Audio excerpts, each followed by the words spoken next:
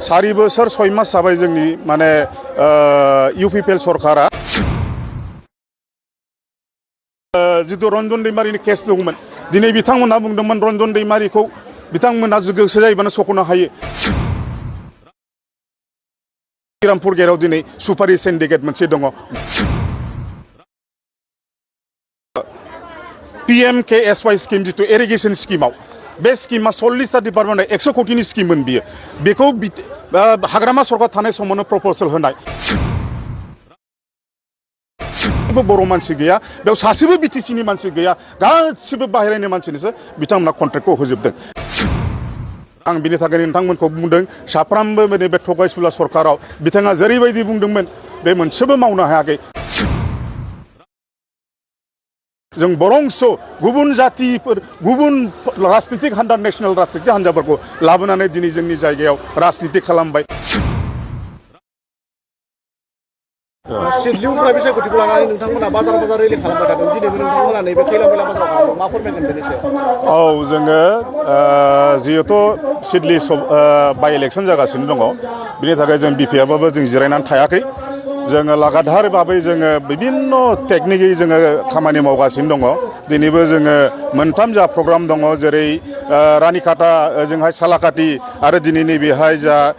खैला मैला बाजाराव दा जों रायजो राजाखौ जों बेखौनो खालामनो लुबैदों जे जोङो फैगौ जितु नैबे अन्याय माखासे थगायसुला सरकारनिफ्राय जों जेरैबायदि मुक्ति मोननानै आरो बिटिसिखौ जोङो गोरा आवगायनि गोदोनि बायदि खालामफिननो हायो बेखायनो आरोखि दा नोंथांमोना सिन्था खालामनानै दिनै साराय बोसोर जालांबाय 4 बोसोर 6 मास जाबाय जोंनि माने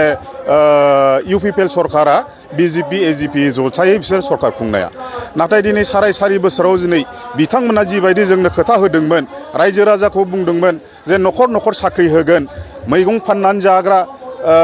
जौ फाननानै जाग्रा अन्थाइ देनानै जाग्रा बिदि रावबो थानाय नंला बयबो मासे थांनानै थानायनि मोनसे सुबिदाखौ खालामना होगोन नाथाय दिनै जों नुबाय मा नुदों दिनै बिथांमोना सुक्तिजों लोगोसे माखासे गिदिर माने MOS जायफोर माने एग्रिमेन्ट खालामना लाबोदोंमोन जेरै NITनि खोथा बड'लेण्ड इउनिभार्सिटि माने स्पर्ट्स इउनिभार्सिटि ट्रेन कच फेक्टरि बेफोर बायदि रोखोमनि ट्राइबेल इनस्टिट्युट माखासे बिदि खालामदोंमोन नाथाय बे जितु माने सुक्तियाव लाबोनाय बियो थांनाय जोंनि जानुवारि नैबे सोलिफुबाय थानाय 2024नि बे मासाव जेब्ला माने सेन्ट्रेल गभर्नमेन्टजों स्टेट गभर्नमेन्टजों आरो सुक्तिखारिफोरजों रायलायनानै जितु मोनसे मिटिं जादोंमोन दिल्लीयाव हम मिनिस्ट्रिनि आन्डाराव दा बेहाय जोङो स्पष्ट जाबोबाय बे गासिबो मोनसेबो जितु माने दफा लिरना लाबोदोंमोन बेफोर मोनसेबो जाला थारमाने मा दा बेनो जाहैयो नामा जोंनि सरकारा दा बेबायदिनो जोङो नुबाय थादों थांनाय बोसोरब्रैयाव जितु जोंनि स्टेटनिफ्राय जा एल'केशन मोनोमोन SOPD फान्ड बेयाव गैयाबाबो जों बोसोराव मथा मथि 800-900 कोटि जों मोनोमोन नाथाय बेखौ मा खालामबाय बिसोरो प्रपारलि इउटिलाइज खालामनायनि थाखायनो बे बोसोरफ्राव गैयाबाबो 400 कोटि थाखाखौ बिसोर रिटार्न खालामना हरफिनजोब्बाय बेफोर दुर्भाग्यकता बे मानि थाखाय जानो मोनदों बिसोरो मोजां सालायनो रोङिनि मोनसे बे फिथाइ बे नमुना बिनि थाखायनो जों रायजो राजाखौ बुंनो सानदों नोंथांमोना बिसोरखौ दाफोथाय बिसोर इनएफिशियेन्ट मोनसे सरकार बिसोर मालाबाबो जोंनि बिटिसिनि थाखाय मोजां मावनो हाया आरो लोगोसे जोंहा दंबावो जोंहा माखासे जोंनि बिटिसियाव जा मोनसे निजा भाबै जा रेभिनिउ दङमोन जि रेभिनिउफ्रा जोङो मथा मथि फरेस्ट डिपार्टमेन्टनिफ्राय बे फरेस्ट डिपार्टमेन्टखौबो दिनै स्टेट गभर्नमेन्टआ माइनिंआव लांफिननानै दिनै हा सिंनि जितु माने जोंनि बेसेन गोसा बुस्थुफोर मेटेरियेल्सफोर जेरै माने सेन ग्रेभेलनिफ्राय लानानै बाला पाथर गासिबो बेनि फैसाया बेनि रेभिनिउआ जोंनि बिटिसिनि प्रिन्सिपाल सेक्रेटारिनि एकाउन्टआव डाइरेक्ट हाबोमोन नाथाय दिनैनि दिनाव मा खालामबाय लुथिनायनि नामावनो बिथांमोना मा खालामबाय बे फैसाखौ डाइरेक्टनो केस लायालासिनो अनलाइन पेमेन्ट खालामनानै स्टेटनि चिफ सेक्रेटारिनि एकाउन्टआवसो बे जमा जायो दा बेफोर दुर्भाग्यकता बे फैसाजोंनो जोङो जिहेतु जोंना 40टा बिभागनि गेजेराव जोंहा मोनसे जों मोनबोफायाखैमोन जाय बुस्थुखौ जोङो एमारजेन्सि बे रिलिफ एन्ड रिहेबिलिटेसननि बे जा डिपार्टमेन्ट गैयामोन बेखौनो जोङो जेब्ला माने प्राकृतिक दुर्जुग नेशनेल केलेमिटिस जायो जोंनि बे बिटिसि ओनसोलाव बेजों जोङो बे रेभिनिउफोरजोंनो जोङो कालेक्सन खालामनाय फैसाजोंनो जोङो माने अनसुंथाइखौ होनो हायोमोन इमारजेन्सियाव जोङो बिसोरखौ मिट आप खालामनो हायोमोन जेरै बेबायदिनो ट्रेन्सपर्टआवबो जों जिथु माने हेलमेट गाननानै हमजायो फाइन फोनाङो सोरबाबा गारि गोदान मोनाव टेक्स होयो बायदि रोखोमनि जिथु टेक्सआबो जोंनियाव बिटिसियावनो थायोमोन नाथाय गैयाबाबो जोंनि बे बोसोरावनो माने 100-200 कौटिसो थाखाया जोंनाव बिनिफ्राय माखासे मेजर रेभिनिउ कालेक्सन जायोमोन डिपार्टमेन्टफोरनिफ्राय बे मोनसेबो गैला स्टेट गभर्नमेन्टआ लांजोबबाय दा बेजोंनो जोङो माखासे कन्ट्रेक्चुयेल टिचारफोर माखासे कन्ट्रेक्चुयेल कर्मचारिफोर इमप्लयफोर बेजोंनो जों बेथन होयोमोन नाथाय दिनै जों खोनानो मोन्दों नुदों दिनै 4 बोसोर 5 बोसोर जाबाय जाय बिथांमोना कन्ट्रेक्चुयेलाव मावनानै दङ फिक्स पेआव मावनानै दं बिथांनो दासिमबो गरसेबो बेथन होनो हायाखै बेफोर दुर्भाग्य खोथा आरो बिथांमोना कारापसन गैया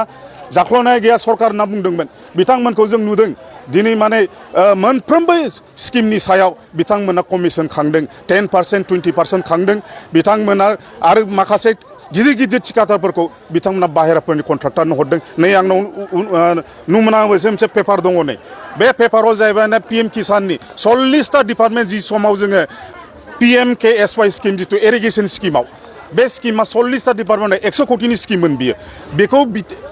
हाग्रामा सरकार थानाय समावनो प्रप'जाल होनाय सेंसन जानायमोन किन्तु दुर्भाग्य कभिडनि थाखाय आरो नैबे सरकारा जों फैफिननि थाखाय बे बुस्थुखौ बिथांमोना मावनो मोन्दों बे खामानिखौ बिथांमोना मोनफ्रोमबो 40टा खामानिजोंनो 1निफ्राय 40 थांनाय बेयाव सासेबो बर' मानसि गैया बेयाव सासेबो बिटिसिनि मानसि गैया गासिबो बाहेरानि मानसिनिसो बिथांमोना कन्ट्रेक्टखौ होजोबदों दिनै जों बे अबस्थायाव दङ जोंनि मानसिया दिनै बेखायनो आर्थिक अबस्थाया जोंहा दुर्बल बिथांमोना बुंबावदों आरो मोनसे खोथा सिन्डिकेट जि जायगायाव माने खुनु दिन जों नुफेराखै जाफेराखै बे श्रीरामपुर गेटआव दिनै सुपारि सिन्डिकेट मोनसे दङ गयनि सुपारिनि सिन्डिकेट मोनसे दङ जि सुपारि सिन्डिकेटआव जों साफ्रोमबो बेफारिफोरनिफ्राय बा जों मानसिफोरनिफ्राय जायफ्रा माने गय खेथि खालामो बेनिफ्राय 30 थाखा करि पार केजि बिसोरो गुन्डा टेक्स खांगासिनो दं सिन्डिकेट खालामगासिनो दं बिथांमोनासो बुङो बबे गारिजों सुपारिखौ लांगोन बबे बेफारिनि पारमिसनावसो बे माला थांगोन बिथांमोनासो दिनै सायख'यो उमुक गारिजों उमुक नाम्बारनि गारियासो मालखौ लांगोन जोंखौ फाननायखौबो उमुकनो फानहैयो जोंखौ लांनायखौबो जों उमुक गारिजों लांनो जोंखौ बेबायदि अबस्था बे बुस्थुआ मालाबाबो जोंनि 17 बोसोर समाव बे सरकार थानाय समाव बेबायदि सिन्डिकेट बेबायदि डाइरेक्ट जाफेराखैमोन दिनै बे 30 थाखा करि जा पार केजियाव जा लस जादों माने सोर लस जादों जोंनि साफ्रोमबो गामि ओनसोलनि मानसिफ्रा गय खेथि खालामो दिनै बे खैला मैला आमथेखा ओनसोलावनो मेजर जोंना गयनि खेथि दङ बेयाव हारसाबो खालामो बर' बाङालि गासिबो जेसेबां गामि ओनसोलाव जा रायजो राजा बिथांमोना बेजों जोंहा एसेबाबो जोंहा न'खर सुंनायनि माने सुबिदा जायोमोन दिनै साफ्रोमबो जुदि मानसिनिफ्राय जुदि बेफारिफोरनिफ्राय बा गय खेथि खालामग्रानिफ्राय जुदि 30 थाखा करि जों लाङोब्ला दिनै जोंहा बेसेबां थाखा लस जागासिनो दङ दा बिनि थाखायनो जों बुंदों जोंनि आर्थिक अबस्थाया जों बिराद दुरबल आं बेखौनो बार बुंगासिनो दङ नोंथांमोना गोसोआव ला दा मोनसे खोथा दिनै जोंहा माने माबा दङमोन जिथु रन्जन दैमारिनि केस दंमोन दिनै बिथांमोनहा बुंदोंमोन रन्जन दैमारिखौ बिथांमोना गोसो जायोबानो सख'नो हायो दिनैसिम दासिमबो आंनि मोनथिनायाव आं जेब्ला रन्जन दैमारि बिथांखौ काहिलिपारा 10 एपिभेनियाव जों लोगो हमहैदोंमोन बिथां रन्जन दैमारिया बुंदों नोंथांखौ आं सोंदोंमोन जे नोंखौ सोरबाफोर बिटिसि सुक्तिकारिफ्रा नायफैदों नामा गैया दिनैसिम 8 मास 9 मास 2 बोसोर जालायनानै थांबाय दिनैसिम आं फरायबाय सासेल' मानसि नायफैदों बे बिथाङानो जाबाय जोंनि दानि क'क्राझार समस्तिनि MLA लरेन्स इस्लारि बिथाङा मा बुंदों बिथांखौ बुंदों जेलाव थानाय समाव खानापारा जेलाव थानाय समाव बिथांखौ बुंदों नोंथाङा सप्ता खनसेनि उनाव गसिगोन किन्तु सप्ता खनसेनि उनाव गनायनि खोथायाथ' बाद हो बिथांखौ सप्ता खनसेनि उनाव 10 एपिभिएननि बे काहिलिपारा जिथु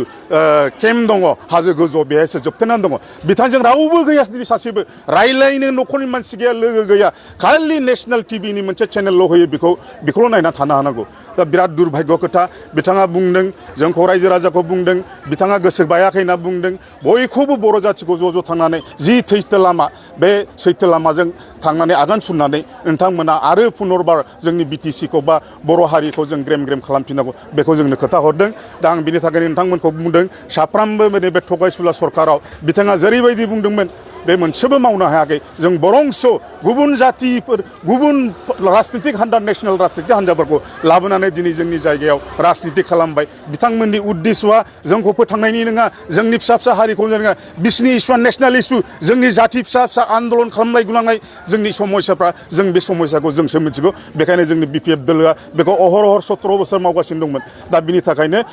बेबायदि खामानि मावलांफिननो हायो आं बेखौनो खावलायदों बेखिनिखौनो आं बुंथ'बाय